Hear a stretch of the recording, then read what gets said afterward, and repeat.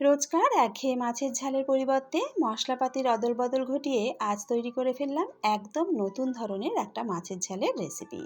5 piece রুই মাছ নিয়ে নিয়েছি, তার মধ্যে এখানে দিয়ে দিলাম নুন, হলুদ গুঁড়ো আর লঙ্কার গুঁড়ো। দুটো পিঠে খুব ভালো করে নুন, হলুদ আর লঙ্কাটাকে মাখিয়ে নিয়েছি। এবার কড়া গরম করে দিয়ে দিলাম সর্ষের তেল। তেলটাকেও খুব ভালো করে গরম করে কড়ার চারপাশে মাখিয়ে নিয়েছি। তারপর এক এক করে মাছের পিসগুলো দিয়ে দিলাম। একবারে পুরো মাছগুলো ধরেনি, 3 পিস আগে দিলাম। দুটো পিঠ বেশ লাল করে ভেজে তুলে নিলাম। তারপর বাকি 2 পিস মাছও ভেজে তুলে নিলাম। এবার একটা মশলা বানিয়ে নেব। একটা বাটিতে নিয়ে নিলাম 1 চামচ কালো সর্ষে, 2 চা চামচ নিয়ে নিলাম গোটা ধনে, হাফ চা চামচ নিয়ে নিলাম গোটা জিরে, তার সাথে দিয়ে দিলাম বড় চামচের 1 চামচ গোলমরিচ, 1 চামচ পোস্ত, 1 চামচ কাজু বাদাম বাটা, তার সাথে দিয়ে দিলাম হাফ চা চামচ নুন। যেহেতু সর্ষে বাটছি তাই যাতে মশলাটা তেতো না হয়। দুটো কাঁচা পাকা লঙ্কা, হাফ ইঞ্চি আদা আর 7-8 কোয়া রসুন, সামান্য একটু ধনেপাতা মিশিয়ে ভালো করে একটা পেস্ট বানিয়ে নিলাম। মাছ ভাজা তেলের মধ্যে ছোট এলাচ, দারচিনি, লবঙ্গ ফোড়ন দিয়ে দুটো মাঝারি সাইজের পেঁয়াজ কুচি দিয়ে ভালো করে ভেজে নিলাম।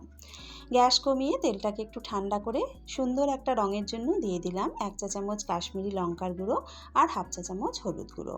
ভালো করে মিশিয়ে নিয়ে বাটা মশলাটাকে দিয়েও খুব ভালো করে মিশিয়ে নিলাম। সামান্য কষা হয়ে যাওয়ার পর এর মধ্যে দিয়ে দিলাম টমেটো বাটা। টমেটো বাটাটাকে দিয়ে আরও একবার ভালো করে মিশিয়ে নিলাম। তারপর দিয়ে দিলাম স্বাদ মতো নুন।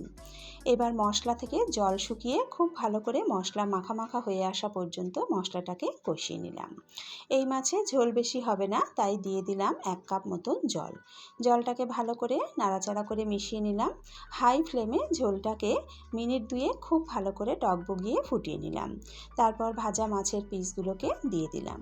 আবারও একবার ঝোলের সাথে ভালো করে মিশিয়ে নিয়েছি। এবারে লো আঁচে 5 মিনিট রান্না করে নেব। 5 মিনিট পর হাফ চা চামচ গরম মশলার গুঁড়ো আর একটু ধনেপাতা কুচি দিয়ে নামিয়ে নিলেই গরম ভাতে দারুণ জমে যাবে।